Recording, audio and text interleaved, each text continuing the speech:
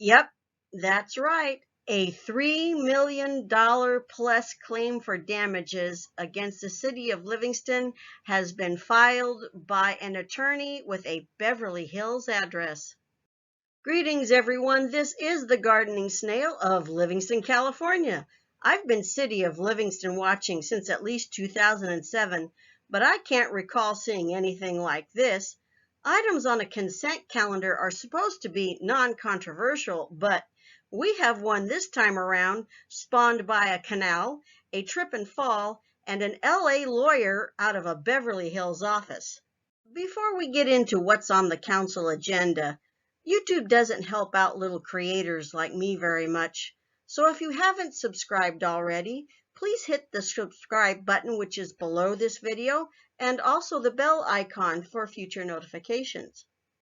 The meeting will not be physically open to the public. You can call in at 605-468-8002, access code number 156811 #, and additionally, the meeting will be streamed on YouTube.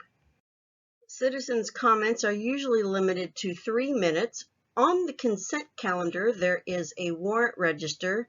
There is a denial of claim for damages, which I'll be talking about later, a resolution to get the roof fixed at the police department, and a submittal of a 2020 Cal Home application. There will be a discussion regarding the recent approval of a plan to construct 2 duplexes at 849 Prusso Street, and a discussion and potential direction regarding tobacco regulations to reduce youth tobacco access and use in the city. Item 7 is about what it would cost to hire reserve officers.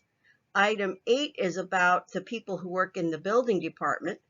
Item 9 is about fixing the city's poor video quality, and item 10 is discussing keeping council meetings physically closed to the public due to COVID-19.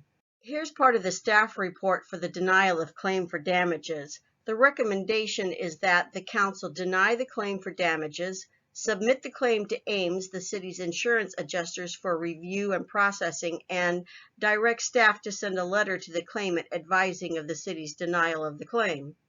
The background states that on August 31st, 2020, the city received an amended claim form filed by attorney Maria Gomez Esquire on behalf of the claimant, alleging that he sustained injuries while walking eastbound on the dirt shoulder of B Street just east of the intersection of B Street and Briarwood Drive. He tripped and fell into the canal. The claimant alleged that the canal was poorly lit, open, and unguarded. The attachment states, the canal and property located at 864 B Street, Livingston, California 95334 was planned, approved, built, owned, operated, controlled, maintained, repaired, and or managed by the City of Livingston, County of Merced, the State of California, and or the Merced Irrigation District. The amount claimed is stated to exceed $3 million. So I looked up the lawyer's name and I looked up the lawyer's address, which led me to the Jacoby and Myers website and the address in Beverly Hills. Here's part of the staff report about getting the police department's roof fixed. Waterproofing Associates came in with the lowest bid of $99,451.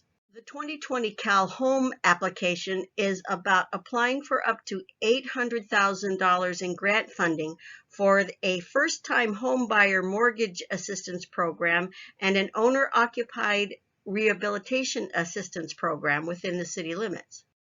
At the June 2, 2020 City Council meeting, direction was given to staff to return with potential proposals for consideration by the Council regarding regulations to help prevent youth tobacco access and use within the city. On October 28, 2020, Governor Newsom signed SB 793, which prohibits tobacco retailers within the state from selling, offering for sale, or possessing with the intent to sell or offer for sale a flavored tobacco product or a tobacco flavor enhancer. In light of that, the first option being presented to Council is a tobacco retailer license, which would be a license issued by the city. The second option for consideration is establishing proximity requirements for any new business wishing to sell tobacco products within the city, creating buffer zones from facilities such as schools, parks, and playgrounds and youth centers. This is about the Reserve Officer Program. Under background, it states on September 1st, 2020, the fiscal year 2020-21 budget was approved.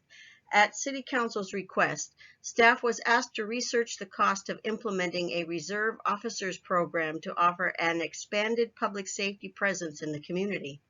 After thorough review, staff estimates the cost of such program at approximately $76,000 annually. The program consists of adding 2 part-time reserve officers to assist with patrolling and providing outreach within the residents and business in the community to focus on crime prevention.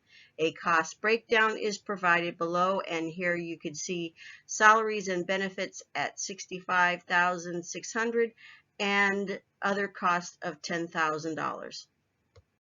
This is about building department services. The city provides building department services, plan checking, building inspection, code enforcement via a contract provider. On September 17th, the City Council approved a 3-year professional services contract with WC3 to provide services related to the building department, and they're looking to extend this contract for another 3 years. There would be no fee increase during this additional 3-year period. Now, most of us would agree that the video quality at council meetings is horrible, and this is supposed to take care of that. In the background, it states the audio and visual equipment in the council chambers has reached its useful life and no longer supports the technological needs of the city. Well, no duh. And given the current environment of conducting virtual meetings, an audio and visual system remodel is an allowable reimbursement expense through FEMA grants for pandemic relief. Under fiscal impact, the city will submit the total project costs for reimbursement through FEMA grants for pandemic relief. Any unreimbursable expense will be covered using the Municipal Facilities Development Impact Fee funds available in fiscal year 2020-21 as the project is eligible for this funding.